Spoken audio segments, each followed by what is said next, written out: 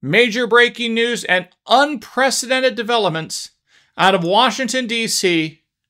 late on Saturday night as Harmeet Dhillon, the head of the Civil Rights Division for the United States Department of Justice, has just come out on X with a series of posts defending her boss, Attorney General Pam Bondi, and Pam Bondi's specific record running the Department of Justice as it applies to the Second Amendment's right to keep and bear arms. An unbelievable set of statements by Harmeet Dhillon. Let's break down the good and the bad and all of the other things about it. And overall, frankly, it's very good stuff. But again, I'll let you be the judge when we come right back. Hey folks, I'm Mark Smith, host of the Four Box and Down, a proud American gun owner, constitutional attorney, member of the United States Supreme Court Bar, and I'm proud to say the top voice of the Second Amendment in America. Thank you, 2025 Gundies Awards. All right, folks, this is a major deal. There's been a sort of a big kerfluffle in parts of the Second Amendment community this week, where some people have even suggested or argued for the notion that Attorney General Pam Bondi should resign her position and or be fired. I personally disagree with that assessment. I think Pam Bondi has overall done an excellent job as an Attorney General. Nobody is infallible. We can always find flaws and arguments and mistakes that anyone's made in any line of work. I'm sure there's people out there that think I've made mistakes or I've said wrong things, and it's probably true sometimes. But the reality is Pam Bondi, as the Attorney General, has done a great job when it comes to our Second Amendment rights for many reasons. And before we get to this amazing news, really unprecedented defense of Attorney General Pam Bondi by Harmeet Dhillon, before we get to that, I just want to make one observation, in my view, in my opinion. Pam Bondi is not going anywhere. Since becoming, and we're going to set aside the Second Amendment for a moment. I don't want to talk about the Second Amendment for just a moment here. I just want to talk about big picture, politics, law in American life right here and right now. Donald Trump, I am guessing, I don't have inside information, but I'm guessing Donald Trump loves Pam Bondi and what she's been doing this year in 2025 as the Attorney General of the United States. Forget the Second Amendment for the moment and all the things that she's accomplished there. We'll get to in a minute. Pam Bondi and her Department of Justice has a record of something along the lines of 24 or 25-0, defeating the deep state, defeating the immigration lobby, defeating all these people at the U.S. Supreme Court. Donald Trump is something like 25-0 at the U.S. Supreme Court since like the confirmation of the Solicitor General John Sauer, who works for Pam Bondi. That is an incredible record at the Supreme Court of Donald Trump winning and winning and winning and winning.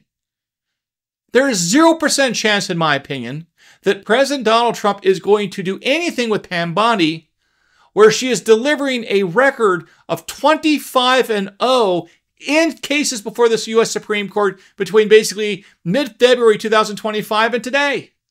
That's like a perfect record at the Supreme Court, the most important court in America, under Pam Bondi's watch at the Department of Justice. You're not going to fire the head coach if he gives you a 25-0 record in any sport. It ain't happening. So no matter what you say online about firing Pam Bondi, it ain't going to happen. Not with that record of the Supreme Court already. That's just to begin with. Not to mention where the Department of Justice has already done things like indicted Letitia James on mortgage fraud counts, indicted James Comey on perjury and other charges or whatever it was, obstruction of justice, those charges as well. Not to mention the ongoing strong defense of Tom Homan and the immigration deportation forces and ICE and so on and so on. So bottom line is, Pam Bondi is not going anywhere, whether you like it or not. I personally don't want her to go anywhere. Because as I've explained before, even if there was an argument to get rid of Pam Bondi, who are you going to replace her with? We don't have 1,000 senators in the that are Republicans, that are MAGA supporters, that are Trump supporters.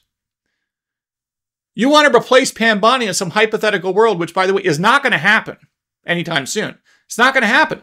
Talking about getting rid of Pam Bondi, in my view, is kind of a waste of time. You should be doing other things.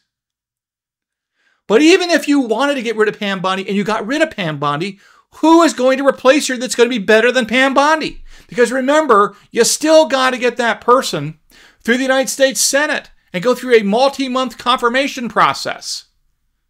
Remember, we still have a bunch of kind of squishy rhinos in the Senate we would need to rely upon.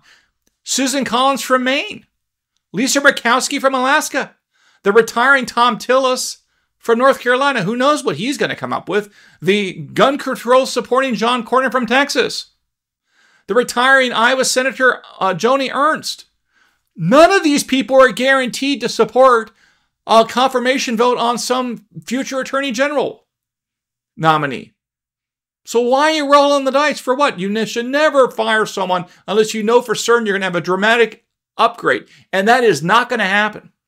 So not only is talking about Pam Bondi being fired or terminated or quitting not going to happen, you're not even going to be able to confirm a replacement that's better than her, even if that was theoretically possible. Not going to happen. Not with the Senate. Not enough votes. It's just the reality of it. Okay, now with that said, let's turn back to the Second Amendment specifically. Well, I'm not going to defend Pam Bondi when it comes to the Second Amendment. I've done that enough in other videos. I'm going to let the voice of Harmeet Dhillon, the head of the Civil Rights Division, Senate-confirmed position, to the U.S. Department of Justice, I'm going to let her words speak because she put out on Saturday night a series of posts on X defending the administration's Second Amendment record. Overall, I basically agree with everything she says. Again, I can find some nuanced methodological disagreements about some things the Department of Justice said in one of the many cases they filed briefs in. Yeah, I can. But remember, I can also find a series of flaws in legal reasoning by none other than the great Clarence Thomas. Because no one is perfect, and no one agrees with Mark Smith 100% of the time. And no one agrees with you 100% of the time either, except yourself. So with that said, let's take a look at what Harmeet Dhillon had to say in defending Pam Bondi's Second Amendment record on X. Let's talk about it right now. Harmeet Dhillon begins with the following post on X. Our Attorney General Pam Bondi is the most pro-Second Amendment Attorney General in U.S. history, and this is a very bad take on many levels, and she's referring to a video and some other comments on X attacking Pam Bondi. She goes on to say, according to this video, the supposed straw that broke the camel's back is that the Department of Justice asked a federal court to require pro-2A groups to submit lists of their members. That is false. So, of course, what she's talking about is the Reese case down there in the Fifth Circuit, specifically in the District Court in Louisiana, which I covered previously this week. I actually rolled out of bed sick from the flu because I thought a lot of people were misunderstanding the original decision and how that came clearly from the District Court and not from the Department of Justice. So I tried to get ahead of this to make sure that people did not kind of misconstrue what was happening here, because I was fearful that certain people were going to kind of maybe miss the big point or miss what was going on here, because it was pretty clear the Department of Justice would never ask for membership lists from any Second Amendment related group, because that would likely violate the First Amendment, and it was unnecessary, and it's not the sort of thing DOJ would ever do. So right from the start, when I saw that opinion, it was pretty clear that this was brought upon us by the district court judge without consulting the parties. It happens. Judges make mistakes, sometimes in good faith, sometimes in bad faith. I think this was a good faith mistake, but it was a mistake. So with that said, Harmeet Dhillon goes on to continue her defense of Pam Bondi and their Second Amendment record. Harmeet Dhillon goes on to say, here's what actually happened in the Reese case. After the Fifth Circuit held that the federal ban on FFL handgun sales to those under 21 violated the Second Amendment, the Attorney General declined to further appeal that ruling. The remaining issue was the scope of the injunction. After a hard-fought win for the president on nationwide injunctions in Trump versus Casa, the Department of Justice obviously could not agree to a nationwide injunction in any other case or any other injunction that would effectively serve as a Casa workaround. So, in the Fifth Circuit case, DOJ agreed to an injunction throughout the Fifth Circuit, as well as an injunction for any known members of the plaintiff organizations located anywhere else in the country. In response, listen carefully, folks, in response, the court ordered something DOJ did not ask for. Hear what I just said? The court ordered something DOJ did not ask for. It ordered the plaintiffs to submit members' lists. On Friday, DOJ and the plaintiffs submitted a joint filing asking the court to correct that misstep. This is just one example of what we do every day at DOJ. We do everything we can to protect civil rights, including the long neglected right to keep and bear arms, while more broadly advancing the president's agenda and the rule of law. This is exactly right. This is what I told you guys several days ago. That the order from the district court was sua sponte. It was brought about by his own decision. He just did it. It was obvious to me right from the start that DOJ would not ask for such relief because it would be unprecedented and violates the First Amendment, right to free speech, and the right to free association, and all sorts of Supreme Court precedent. So it was pretty clear an error was made. And it was clearly not going to be made by the Department of Justice. It was made by the court. And here you have Harmeet Dhillon explaining in detail that they didn't ask for it. When it came out, they filed a joint motion with the Second Amendment plaintiffs groups to say, hey, Judge, you know what? We're asking for an amendment to the final judgment because we kind of think that language about membership list is not being done according to Hoyle. It's not really legal. It's not really constitutional. And that should be removed from the final judgment. Please amend it. And that, of course, is pending before the district court judge. So here you have a mistake by the district court judge that would arguably violate First and maybe even Second Amendment rights. And the Department of Justice immediately, in a matter of a day or two, jumps in there with the Second Amendment plaintiff pro-gun groups and files a joint motion with the district court judge to say, look, Judge, you got to fix this. This is important. It's also the right answer, constitutionally and otherwise. And yeah, you got to give credit to the DOJ for stepping up and defending these rights, while, of course, advancing the president's agenda, which in part we have to keep in mind is a law and order style presidency where he doesn't like criminals. The Supreme Court doesn't like criminals. The Department of Justice doesn't like criminals. Just the way it is. That's what Republicans are known for. We don't view criminals as our voting bloc like, let's say, the Democratic Party does. But Harmeet Dhillon goes on to continue to defend the Second Amendment position of the Justice Department under Donald Trump and Pam Bondi. She continues as follows. The video also accuses Attorney General Pam Bondi of advocating for lifetime gun bans for nonviolent offenses. That's not a fair characterization of the Justice Department's position. The DOJ has generally defended 18 U.S.C. 922G while also establishing simultaneously a rights restoration process for nonviolent felons. The video is filled with inaccuracies in what it says about the history and procedural posture of specific cases, but the biggest problem is what the video does not say. Every day under Pam Bondi's leadership, DOJ persuades courts to tackle generational level 2A issues and take them in a pro-2A direction. We are suing state and local governments that violate Second Amendment rights. We are reforming gun regulations at ATF, and we are restoring civil rights through 18 U.S.C. 925C. Below are just a few examples of our work in this area, and much more is coming. And again, she sometimes refers to a video because there's a video out there, and I think other comments made kind of urging that Pam Bondi step aside or she be fired or go away, basically. And Harmeet Dhillon is responding to that big picture concept. And we can carry on with other comments because I think the most important thing about this is that Harmeet Dhillon is speaking on this issue. And we want to hear directly from her as to why she thinks they're doing a good job on the Second Amendment. And she continues with the following thread, continued on X. In Wolford versus Lopez, the Attorney General Pam Bondi asked the Supreme Court to take up Hawaii's near-complete ban on public carry, and the court granted review. In the Seventh Circuit, we asked the court to invalidate a ban on AR-15s and 10-plus round capacity magazines, and I was proud to argue that case personally, and I am proud that we have argued the same position in the Third Circuit. I will always stand up in court for the Second Amendment. She continues on and says, at the Attorney General's direction, we at the Civil Rights Division recently lost a first-of-its-kind lawsuit challenging Los Angeles County's pattern and practice of infringing on Second Amendment rights of law-abiding citizens seeking concealed carry weapons permits by imposing a lengthy 1 to 2 year delay in processing those permits. Then she continues on. The Attorney General's Second Amendment Enforcement Task Force has settled, declined to appeal, or change positions in appropriate cases from the Biden administration's to better protect law-abiding citizens' Second Amendment rights. The Department of Justice has recognized, for example, that suppressors are within the scope of the Second Amendment.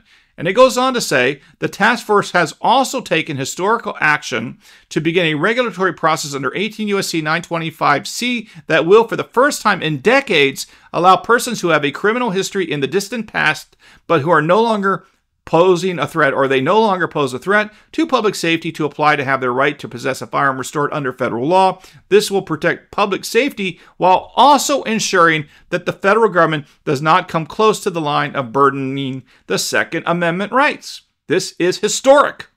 So again, she's illustrating a set of examples of where she thinks it's unjustified and improper to argue that Pam Bondi should resign, because Pam Bondi is presiding over the most pro-Second Amendment Department of Justice in American history, is of course the argument that Harmeet Dhillon is making here. And I agree with basically what she's saying. I think there's no other Republican administration, certainly no Democratic administration, that has come anywhere close to supporting the Second Amendment the way the Trump administration has, especially this second term. But Harmeet Dhillon continues on next to make the case for the importance of Pam Bondi in advancing the Second Amendment rights with current Department of Justice personnel.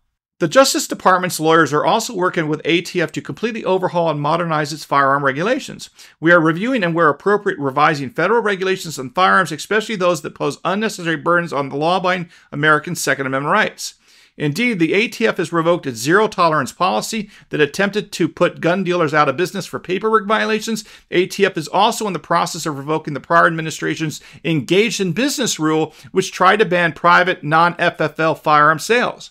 ATF has invited those federal firearm licenses that were revoked under the Biden-era administrative action policy to reapply for an FFL to be considered under the new administrative action policy. ATF has established a revocation review board to ensure FFL revocation criteria apply properly across the ATF, established a classification board to ensure firearm classifications are consistent and accorded with statutory guidelines, and established a senior industry partnership advisor for the industry and the general public to have a live person to reach out for assistance. And then Harmeet Dhillon summarizes her point as follows.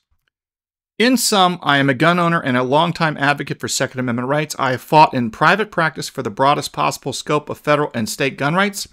And I'm very proud of the work this Department of Justice and especially my boss Pam Bondi have put in towards securing these fundamental rights.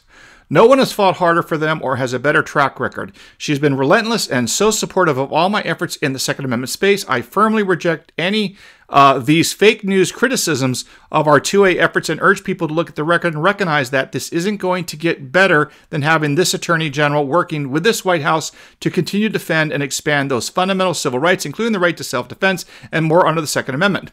The critics of this administration want nothing more than to see this type of infighting rejected and rally behind our strong principled Attorney General as she continues to do a stellar job on gun rights issues.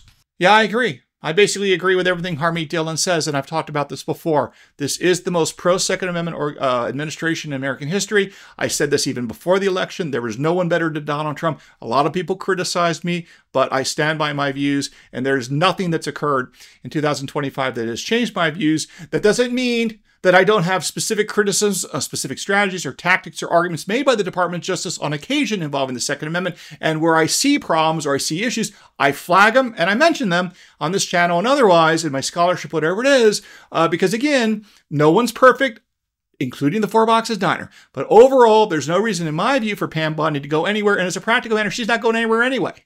It's not going to happen.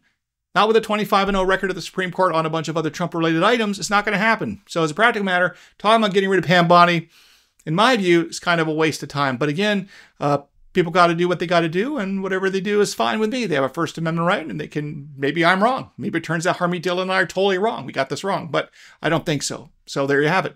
All right, folks, hope you enjoyed today's episode. Make sure you follow me on X at @4boxdiner. Don't forget to subscribe both to YouTube and to Rumble, and I look forward to talking to all of you again real soon here at the Four Boxes Diner. Orders up. Table 2A.